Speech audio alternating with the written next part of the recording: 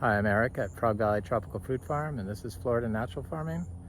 Today I'm going to do a video on land for sale adjacent to this property.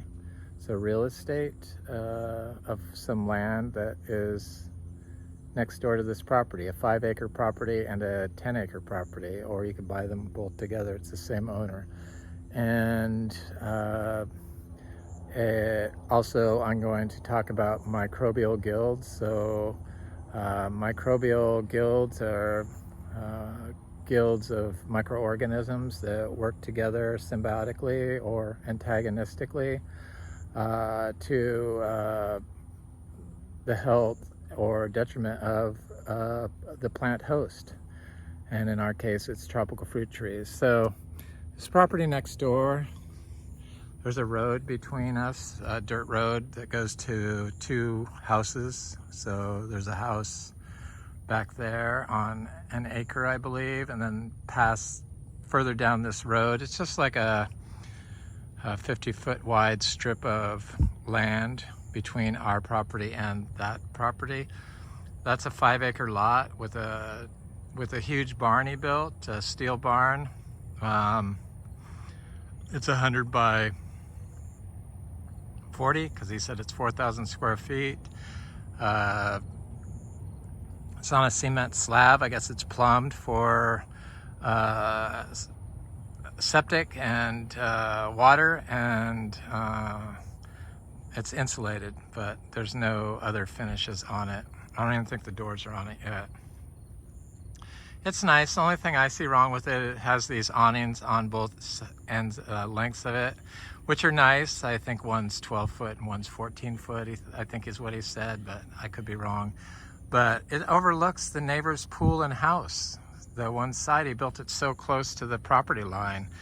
It's very close. So also this property is heavily compacted because they drive all over it. And I told him that it flooded. And he added 2 foot of fill. Those big piles of dirt are what's left of the fill that he didn't spread around. But he spread like 2 feet deep and then continued to drive on it. And I can see it's got standing water. You can see it in the video right here. So just this section, I knew that would be the case because I watched the neighbors do fill too, and they still have standing water, even though they raised it 4 feet in some areas. I think it's lower than it was before, but they mow it all the time. He mows all the time, and he drives cars all over it. And it's a nice property, but he cut down the largest trees, the big giant pines that were where that barn were, and he cut down the oldest live oak tree.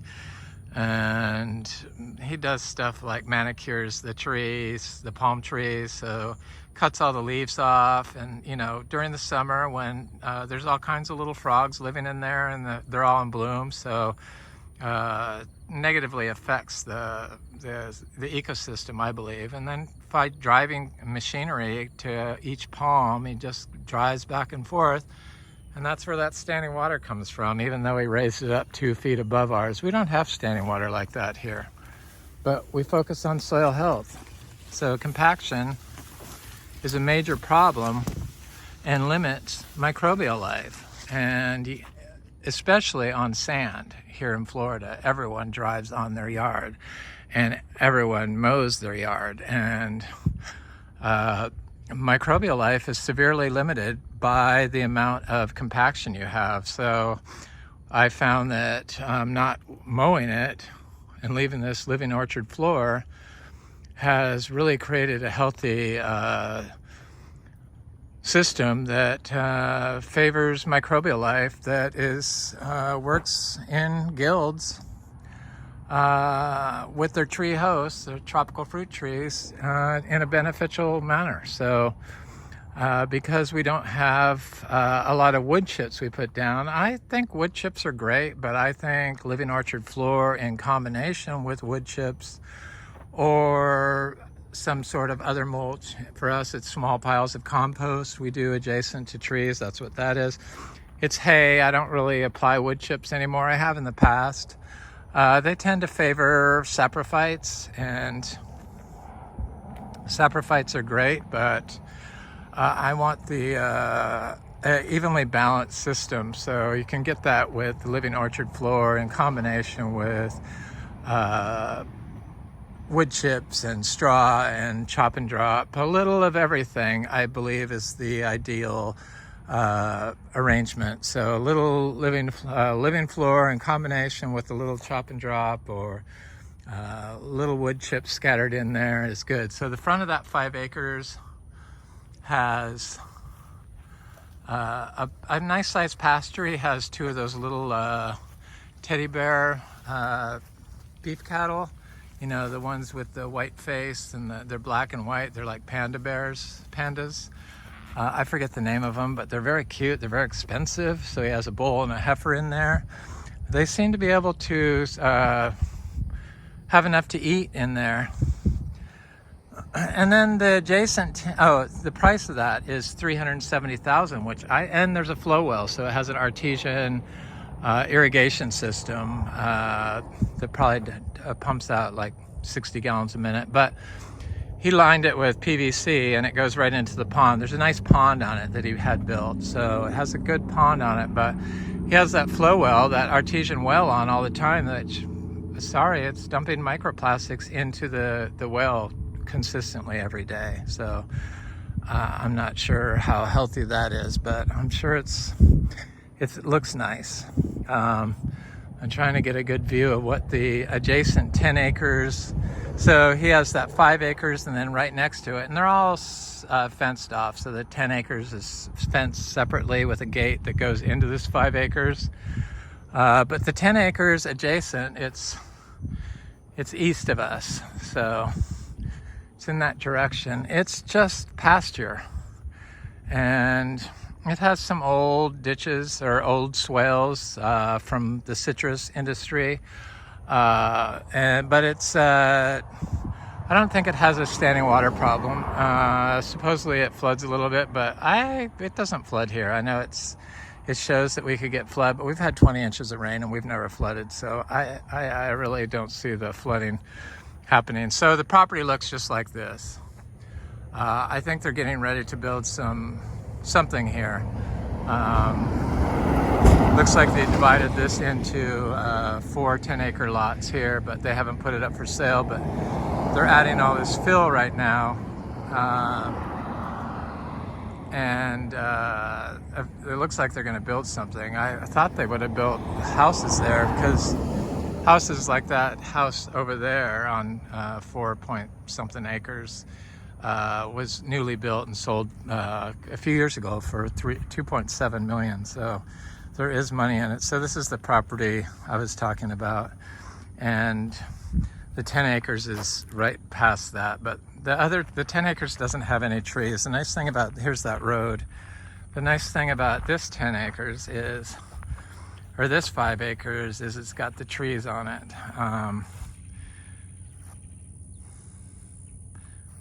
It's nice. It's definitely worth $370. So the 10-acre parcel, he's charging $970, and I think actually the 4.7 acres with the red barn and the cows is $375.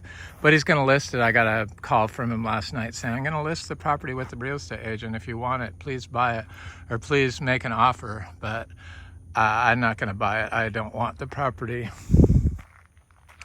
I don't want that big red barn. The big red barn would make a great organic grocery store, though, farm store for sure.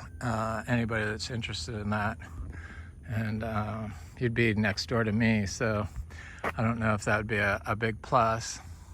Stuff's looking good around here. We got lots of sugar apples. These sugar apples are still tiny. For some reason, the sugar apples along the road here have taken a while to grow, and or not grow, but to fruit. And this side it's the red sugar apples. They're poor producers, but the green sugar apples I found to be fairly good. They're Nadai sugar apples, so chewy green sugar apples, and we get a good crop off of them. I've been getting fruit off of them. Some of them have had anthracnose. People spray them with copper to get clean fruit. Excuse me. But I do know that spraying copper negatively affects microbial life. So, you know, it hinders bacteria and fungi growth. So that's not what we're about. We want to build microbial populations, and we like all the bacteria and fungi, and we know that they work together, and we grow naturally. We don't water, and we've got a lot of mushrooms in our system. I had somebody come by recently and harvest mushrooms, and I'm like, well, I don't know what they are. I'm not a mycologist, and pick at your own risk. Just be warned that I suggest you don't eat them. But if you feel confident enough to eat them, go right ahead. And then I had somebody else come by recently, and I said, oh, they were picking these mushrooms, and they confirmed. They brought it back to Tampa and checked with their source, and they identified the mushrooms, said, yeah, they're definitely edible. But I just don't feel confident enough to go out and pick mushrooms and eat them. But I do know that fungi and mycorrhizae is an important part of this farm, and that's what we kind of focused on since the start, was building the fungal dominance of our soil. And it works. We have a lot of mushrooms now, just everywhere, and it's really a nice thing. We have a lot of big trees. I guess old growth trees favor systems that are favor saprophytes, so saprophytic decomposers, which makes sense because it's a little jackfruit tree that's getting pushed by that ginger. There's another jackfruit tree, seedling jackfruits. Because see, we have no standing water. There used to be lots of standing water here, but we have all this orchard floor, living orchard floor going on, and then all that dead matter, leaves and different fruit trees. There's a Luke's Garcinia. There's a passion vine. Look at how healthy this MB tree looks. I've never seen MB leaves that big. That's just amazing. I think we planted about 300 MB trees now, but boy, does that look good. I see the MB popping up all over. I see another one right here. Doesn't have leaves that big, but pretty big. Looks very healthy. And I have all kinds of different Garcinias growing in here. I'm trying not to step on any. And then I leave all this decaying matter. So we don't have wood chips. We have plenty of tree limbs that fall down that provide the wood. I really like the whole log input. It just seems like a natural way for plants to break down, so a lot of it is left above the soil rather than just on the soil, and then when it breaks, the fungi break it down, it drops onto the soil, and then it doesn't put the system out of balance. I know that just having just pure wood chips here could cause nutrient lock in some fruit trees, probably because the minerals are out of balance. So the stoichiotomy of the nutrients that are applied, the wood chips, the carbon versus the potassium, is an out of balance range, and you could figure out what the end result would be if you had the weights of the phosphorus and the potassium and the calcium in your soil, and you could figure out what percentage of beneficial nitrogen or whatever would be distributed in your system just from chemical breakdown. I find that interesting. Of course, you can do that if you were good at math and you knew all the weights of all this stuff, but it doesn't take into account all the microbial life. And I do know that the carbon above the soil releases a lot of carbon into the air, but the carbon that gets distributed from the plant roots, because that's what it does, it shoots carbon directly into the soil. It's the best way to keep carbon in the soil is with a living root, which is why we grow this orchard floor. There's a little Garcinia humilis, the achachiro, is less likely to turn into carbon dioxide in the air, carbon gas, and instead turn into mineralized carbon in the soil, which you get from the living orchard floor and from the fungal symbiosis with those living roots that are in the soil, because the mycorrhizae fungi are nutrient scavengers and distribute nutrients directly to the plant. And that's what you want. And you don't want a compacted soil because you're going to limit your microbiology, which includes the mycorrhizae fungi. And I found that the compacted soil has been our biggest issue here, growing tropical fruit trees. And it's taken years. Sometimes it can take a long time to overcome compaction, and sometimes you can never overcome it. It just depends on your management of the soil. So I have a little tiny Acre tree in here I planted. I did a video of it. It's gotten a lot bigger, but I plant my little tiny seedlings like this big. I either direct sow the seeds, like Garcinia seeds, directly into this orchard floor, or I plant the little trees directly in that.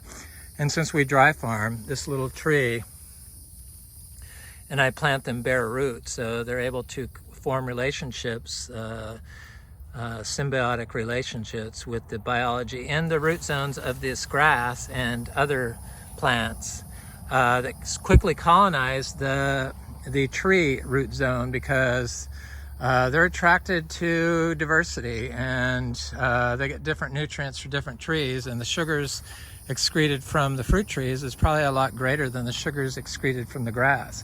So I haven't noticed any detrimental effects from planting plants directly in and adjacent to this, directly in this. They could get smothered by the grass if it fell over on it, but usually the trees grow right through it. Very rarely will it get smothered. It would have to be very thick, like elephant grass or something like that. Then you'd probably have an issue. I'd probably run cattle through it to eat the grass down, and plant bigger trees just so that they would get a better start. But I don't know, because I've never done it. So you just have to work with what you have. Here, fortunately, when I grew out the lawn, it just became this very pleasant, manageable, not very aggressive mix of weeds and herbs and grasses that I'd never had to plant. And then I just plant my fruit trees directly in it. I do cuttings of fruit trees. This is a hog plum directly in this, and they seem to all take. I plant my Garcinias in it. I plant a lot of diversity. So they have shown that diversity of fruit trees can have a less diversity than a like 2 species forest of fruit trees. But just because there's less diversity doesn't mean that there is less microbial guilds being formed. It's just like with the recent video I did on compost. I did a link to this study, or not on compost, but it was on, I mentioned compost. There's a video 2 times ago. I can't think of it right now, but it's, I read a recent study at the National Institute of Health on cow manure versus compost. And the compost had a higher diversity of microbes than the cow manure, but the cow manure created more guilds in the soil that was more beneficial to the long-term health of the plant. So it's not about quantity so much, and I believe that plant diversity is greatly needed because you don't know which. I don't know. I just think that diversity is very important for plants, and I know that our orchard floor has like 40 different species in it, so it has been a good thing. It works quite well. Got some Garcinia intermediates, still getting lots of people coming by here for fruit, and pretty much every day, and thankfully we're able to, still give them fruit. I sell fruit online. They're $4 each for these Garcinia intermedias. Gardneriana is $4 each. Lemon drop Braziliensis is $4. But when people come by here, I usually give them quite a few of these. If they're here and they're ripe, and I don't have any other appointments, they get quite a bit. But it seems like it's never ending with these Garcinias. They're really good, delicious fruit. I make a fruit leaf tea out of a mix of at least 40 different fruit trees that we grow here. Fruit trees and weeds, because I do include this Bidens in there. And then I structure the water and make the tea. I don't heat it up, but I don't boil it, but I heat it up a little bit.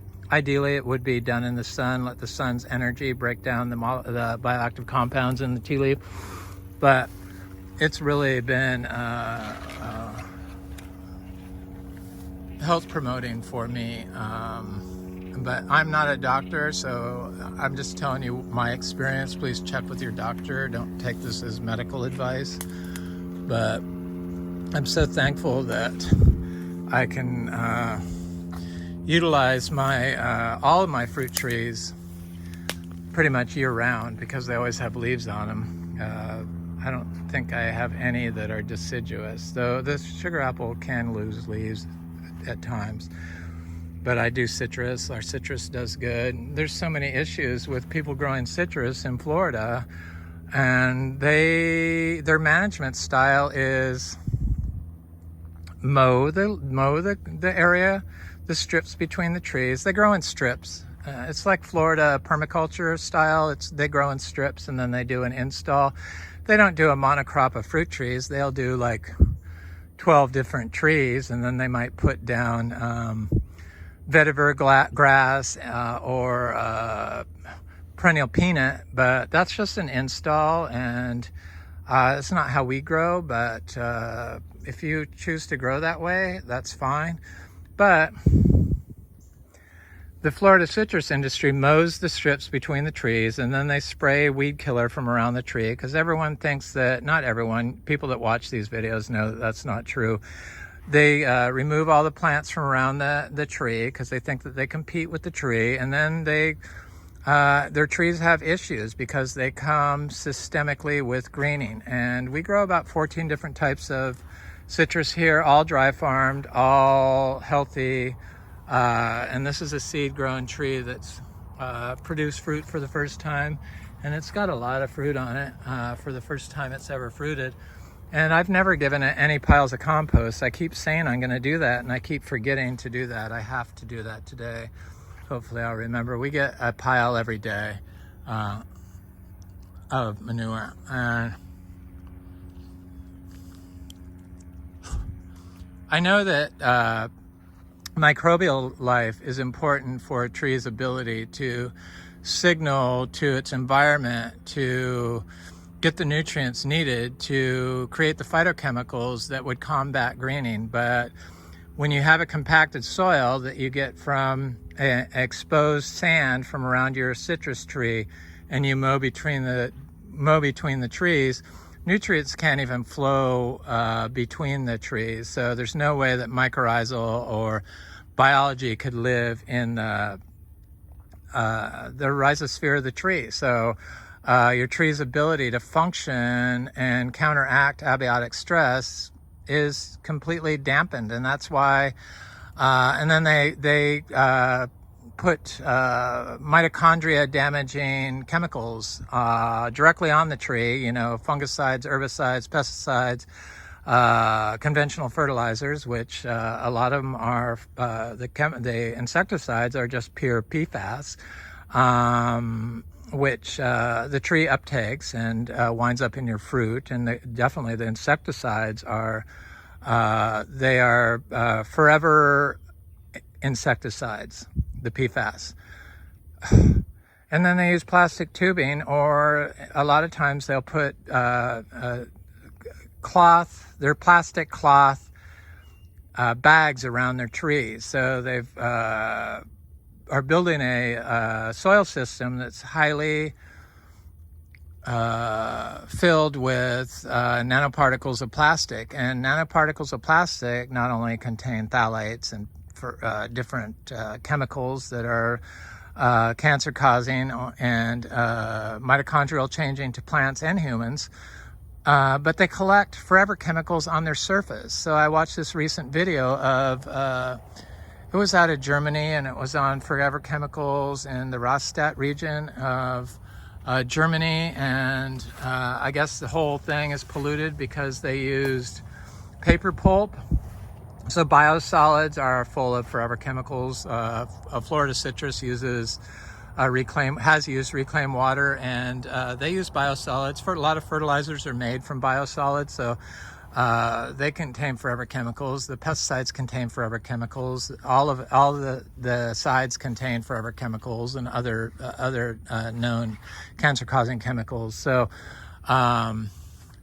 but they failed to look at, because they said that the oat pasture had less forever chemicals in it. So they're switching some of their fields over to oats.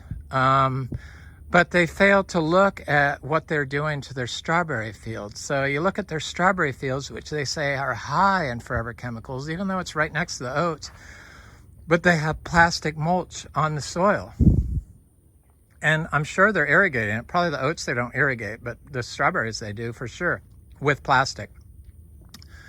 So they fail to look at the reason why those strawberries are so high in forever chemicals is because of the plastic mulch that you've been using on the soil for years and years and years, which attract the forever chemicals that adhere to microplastics. I'm very anti-plastic. It's just weird how they don't see everything. And they say something like strawberries have higher forever chemicals than oats. Yeah, because the way they're grown under plastic mulch. Organic agriculture allows plastic mulch in organic production, which goes against the organic farm standard of no synthetic substances allowed in the production of food. For some reason, they make an exception for that. I believe plastic's going to take us out as a species, or has the ability to. It's definitely causing a lot of our chronic pain and heart attacks and strokes and gut dysbiosis and obesity and feminization of males and sterility in males due to the estrogenic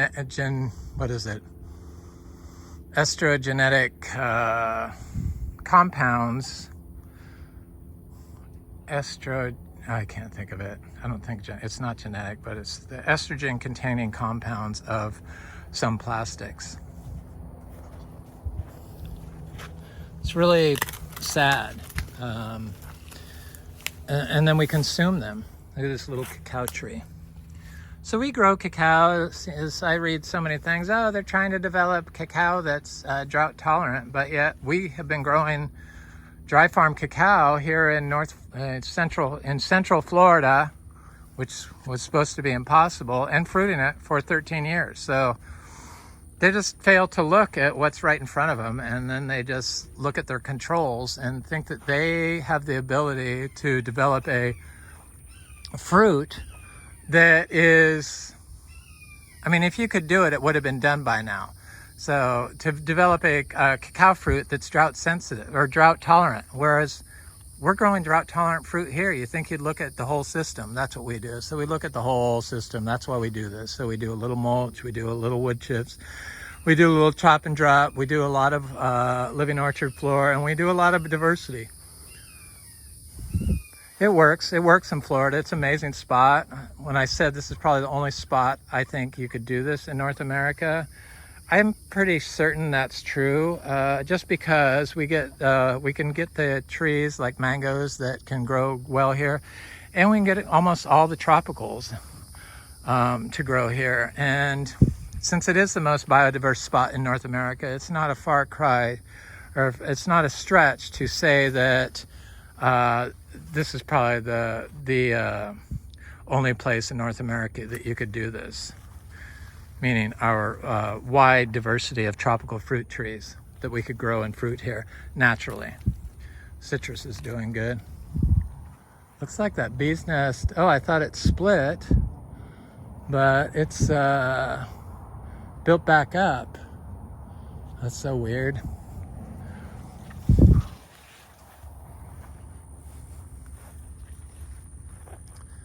I'm gonna go look at my guanabana tree just to see if it has any fruit on it or flowers.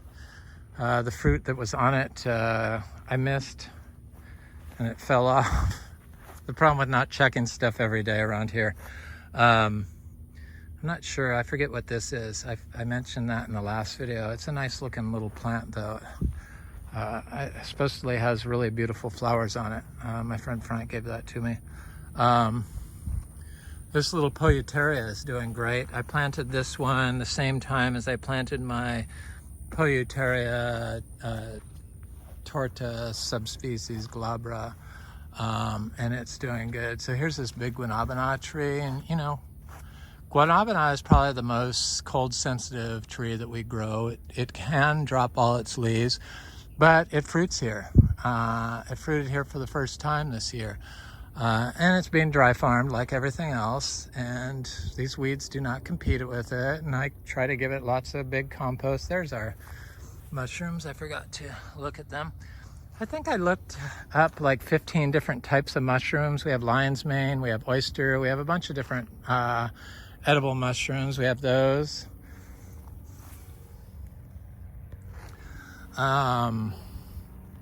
I'm not sure what they are, but I kind of know. I'm not even going to say it. But they just grow naturally here.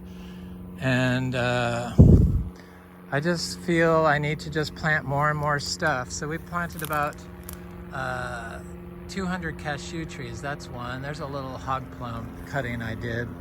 And here's a little seedling mango. But I have little trees everywhere, and they're just like tucked in. And I see them popping up everywhere, especially the Garcinias. And here's a little achachiro tree from our fruit from last year. It's already 10 inches tall. Looks good. It's very good. I feel I need to do more bananas. I haven't been pulling pups up on my bananas, and I'm seeing some big racks now finally on the larger clumps of bananas, and that's what happens when you don't remove the pups. The racks get big on these ice cream bananas. I'll go see if I have some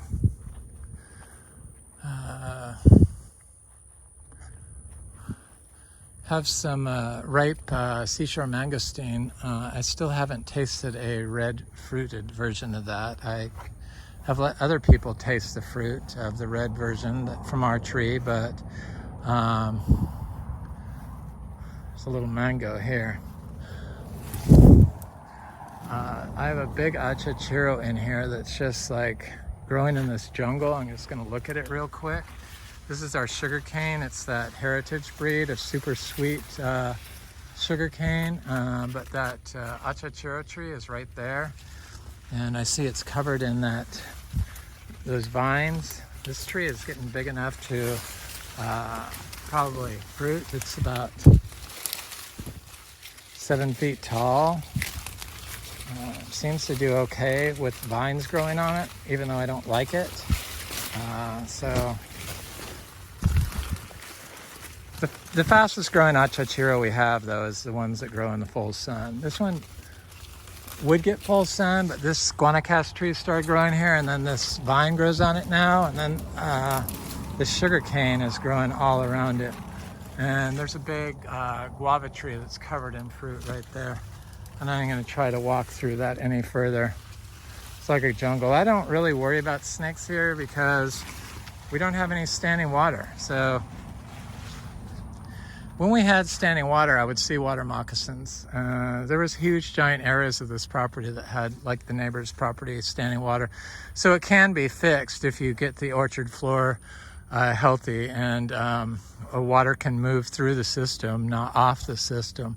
That's one of the reasons why Florida wants to be covered, so that the sand doesn't get compacted. And then when it gets compacted and nothing's growing on it, it has a really high phosphorus level, and then trees just won't grow in it. Seeds won't even start in it. And the ones that do will look yellow and very chlorotic all the time. So here's the seashore mangosteen. Some of the fruit's changing color. I see this one's getting reddish.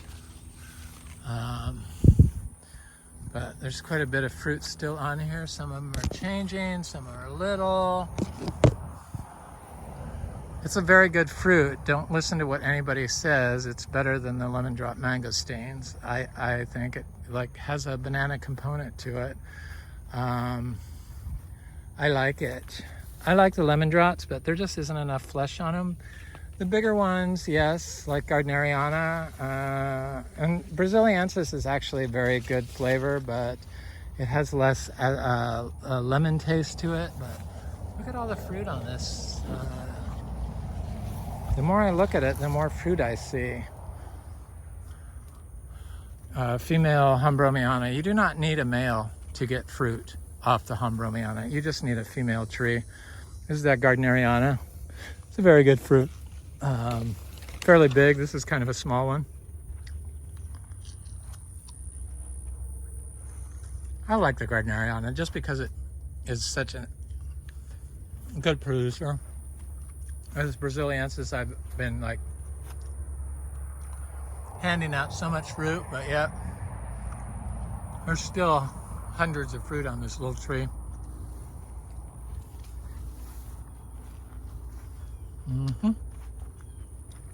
Here's our blue lily pilly that got affected by drought, and it's coming back finally. What doesn't kill it will make it stronger. That's what I've noticed about the droughts stress plants. Is that cherry forest guava? Looks very good, very nice. I want to try that. Looks like a good guava. I wasn't always so enamored with guavas, but I've changed my tastes have changed. There's one here, a guava seedling. Is that Garcinia Madruno? I got one fruit off of it recently, but it still has lots of green little fruits on it still. And I wish it would flower some more.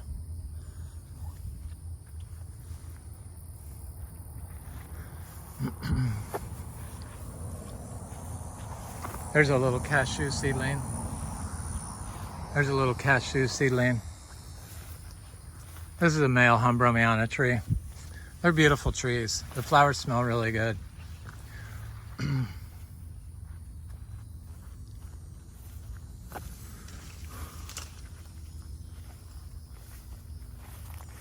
It's a little citrus. I plant the citrus when they're like 2 inches tall in this. When you have this and you plant fruit trees in it, it gets protected from rabbits. Sure, they can find it sometime, but if it was out in the open, the rabbit would just walk up to it and snap it off, and bye-bye little tree. And it protects it from sun.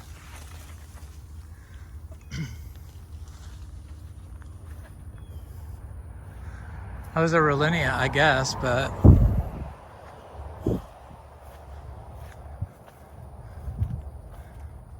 I don't know. It doesn't look like a Rollinia to me, but my friend Dan says it is, but I guess it is. I'll know once it gets a little bit bigger. I thought it was an Adamoya. I'm wrong a lot on plant ID. I don't mark anything, and I can forget what is what, I guess. I just noticed I have a little Patamba coming up in here. I have this giant sweet Uvaje right here, Eugenia. And here's another Eugenia, the Patamba Eugenia, not the Talicia Eugenia. I'm not crazy about the Patamba Eugenia. It just has a mealy taste to it. Here's one of my cuttings of hog plum. It's like somebody tried to knock it over, but it looks okay.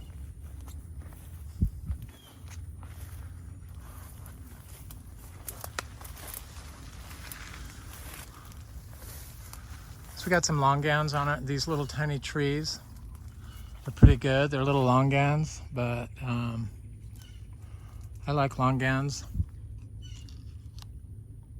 They're ripe.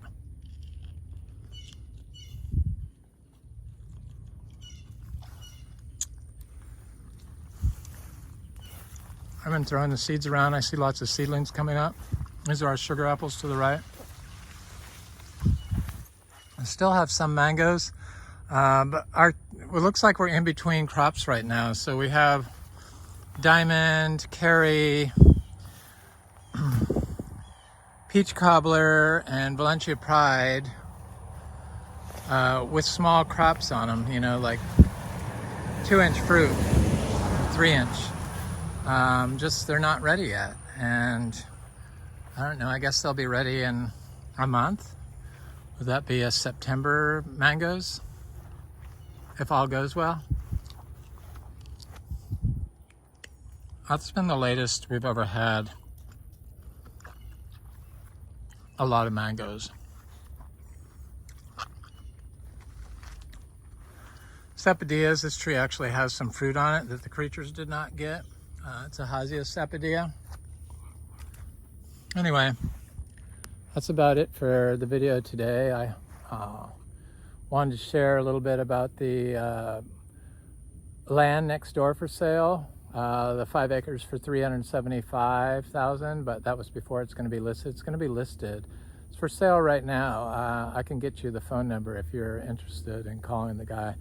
I think he said he's going to list it soonish, so you could go through a real estate agent or whatever. And it's $375 for the barn and like 4.7 acres, and then for 10 acres it's $970 with nothing on it and no trees, just old citrus land. But it's centrally located and it's very close to this property. It's a little ways away. Land is so crazy expensive here in Vero Beach. If you're on the right street, this happens to be the right street. I just don't think it's the best lot, not having any trees, but if you have money to burn and you're looking to move to Vero Beach and you want to build a house, it's in the right location. Can't go wrong with it. I think they're going to change the zoning to RM3 or something like that, so 3 multifamily units. I think that's big apartment buildings. I don't know for sure. In November they're voting on it, but I know that you could do a farm store and a grocery store out of that barn, and I know that they're going to change it so you can make have